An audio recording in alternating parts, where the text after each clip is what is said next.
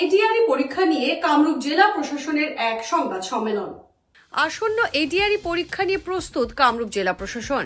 এডিআরই পরীক্ষাকে নিয়ে নবনিযুক্ত আয়ুক্ত দেবকুমার মিশ্রর সংবাদ সম্মেলন। কামরূপ জেলায় সর্বমোট পরীক্ষা কেন্দ্র হবে 54টি। স্থায়ী সিসিটিভির ব্যবস্থা না থাকা কেন্দ্রে নিয়োগ করা হবে ভিডিওগ্রাফার। এবার পরীক্ষার্থীর সাথে নিতে পারবে লেবেল মুক্ত জলের বোতল। পরীক্ষা শেষ হওয়ার পর বাইরে নিয়ে যেতে পারবে প্রশ্নপত্র। তল্লাশি আগের মতোই কঠোর হবে। মহিলা প্রার্থীকে তল্লাশি নিতে নিয়োগ করা হয়েছে অঙ্গনওয়াড়ি কর্মী এবং আশা কর্মীদের। কর্তন করা হবে ইন্টারনেট সেবা। আগের মতোই যথেষ্ট সময় নিয়ে পরীক্ষা কেন্দ্রে উপস্থিত হতে হবে পরীক্ষার্থীদের। সম্ভাব্য যানজট নিয়ন্ত্রণের জন্য বন্ধ করা হয়েছে দক্ষিণ কামরূপ অঞ্চলের জাতীয় রাজপথ নির্মাণের কাজ। বন্ধ রাখতে নির্দেশ দেওয়া হয়েছে রবিবারের সাপ্তাহিক বাজারও। অসম ডাইরেক্ট ৰিক্ৰুটমেণ্ট এক্সামিনেশ্যন, যেটোক আমি চমুকে এডিআৰই এক্সামিনেশ্যন বুলি কওঁ, এডিআৰই এক্সামিনেশ্যন 2024, তাৰে দ্বিতীয় পৰ্যায়ৰ পৰীক্ষা পৰহিলে আমাৰ অনুষ্ঠিত হ'ব। পৰহিলে 29 ছেপ্টেম্বৰত কামৰূপ জিলাত আমাৰ প্ৰথম পৰ্যায়ত, অৰ্থাৎ ফাৰ্ষ্ট হাফত আমাৰ প্ৰায় 54টা চেণ্টাৰ আছে আৰু দ্বিতীয় পৰ্যায়ত ছেকেণ্ড হাফত আমাৰ 19টা চেণ্টাৰ আছে।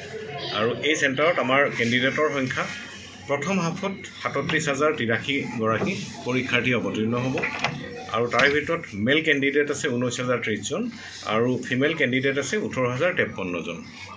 এই আটাইখিনি পৰীক্ষাৰ্থীৰ কাৰণে আমাৰ চেণ্টাৰ হৈছে 54টা চেণ্টাৰ আৰু তাৰে ভিতৰত PWD অৰ্থাৎ পাৰ্চন উইথ ডিজেবিলিটি, দিব্যাংগ ব্যক্তিৰ চেণ্টাৰ আছে 10টা আৰু স্ক্ৰাইব লৈ যদি কোনোবা সহায়কাৰী প্ৰয়োজন হয় তেনেকুৱা চেণ্টাৰ আছে আমাৰ 1টা।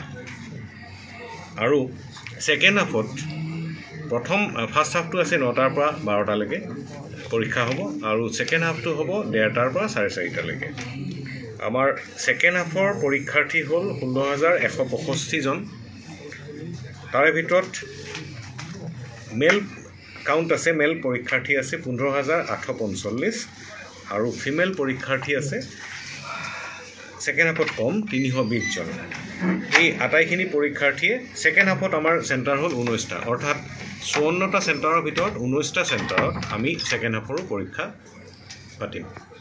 আৰু এতিয়া কথা হ'ল আপোনাৰ পৰীক্ষা ইতিমধ্যে মই কৈছোঁ যে 9টাৰ পৰা 12টালৈকে ফাৰ্ষ্ট হাফ হ'ব আৰু 1:30টাৰ পৰা 4:30টালৈকে ছেকেণ্ড হাফ হ'ব। তৃতীয় পৰ্যায়ৰ আমাৰ পৰীক্ষা আছে, কিছুদিন আমি সময় পাম। তৃতীয় পৰ্যায়ৰ পৰীক্ষা হ'ব আমাৰ 27 অক্টোবৰ আৰু 27 অক্টোবৰৰ কাৰণে আমি প্ৰস্তুতি পৰৱৰ্তী সময়ত কৰিম। ইয়াৰে কথা হ'ল এইবাৰ ফ্ৰিস্কিঙৰ ক্ষেত্ৰত ভালেখিনি সাৱধানতা অৱলম্বন কৰা হৈছে। আমি ফ্ৰিস্কিঙৰ কাৰণে মেল আৰু ফিমেল সকলো কেণ্ডিডেটক ফ্ৰিস্কিঙৰ কাৰণে ব্যৱস্থা কৰিছোঁ আৰু বিশেষকৈ মহিলা পৰীক্ষাৰ্থীৰ কাৰণে আমি মহিলা পুলিচত বাদেও আমাৰ অংগনবাদী ছুপাৰভাইজাৰ আৰু আশা কৰ্মী সকলোকে আমি এনগেজ কৰিছোঁ এইবাৰ, আৰু তেওঁলোকক মানে যথোযুক্ত তেওঁলোকক প্ৰশিক্ষণ দিয়া হৈছে আৰু তেওঁলোকে ফ্ৰিস্কিঙত আমাক সকলোকে সহায় কৰিব প্ৰশাসনক, যাতে প্ৰপাৰলি ফ্ৰিস্কিং হয়। মোবাইল ফোন কোনেও নিব নোৱাৰে, 100 মিটাৰৰ ভিতৰত কোনো ধৰণৰ আমি এলাউ নকৰিম।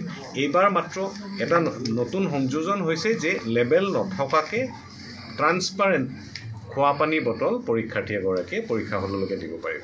অকল তেওঁ সেইটো বস্তুৱে নিব পাৰিব আৰু আন কোনো ধৰণৰ গেজেট নিব নোৱাৰে। সেইবোৰ আঁতৰত ক'ৰবাত তেখেতে নিজে থ'ব লাগিব। যাতায়াতৰ ক্ষেত্ৰত আমাৰ দেখা যায় যোৱাবাৰো কিছু ট্ৰাফিকৰ ক্ষেত্ৰত আমি যে কোনো খবৰেৰ জন্য যোগাযোগ কৰুন 7099017330 এবং 7099017110 নম্বৰে।